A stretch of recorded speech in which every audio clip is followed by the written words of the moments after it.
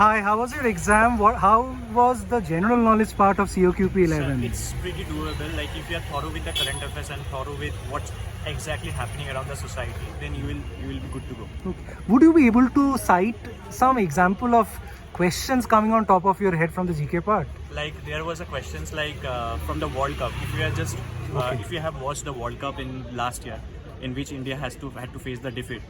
So from that part, the question was asked that Australia has won 6 times.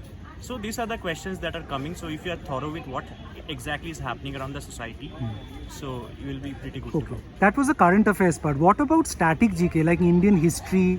What was the, any like share of questions from that particular? Absolutely, there was a question on who founded the Sudra Sadhak Samaj. So the focus of history is from the modern history part, I will say. There was a focus on art and culture, like the question has come, Hema Malini belong to the which category, Bharat Natya, that if you apply some common sense, then you will be good to go. You will be able to solve the question. Coming to the maths, logical reasoning part, what was the share of, if you can recollect, the number of questions of maths and LR, roughly, what you could remember? Roughly, I could say 20 questions were there, LR and quant including. So the questions were pretty doable. Like if you are thorough with the practice, if you are thorough with the concept, then you will be doing. And in logical reasoning part, there was a slightly tricky question that came in the last.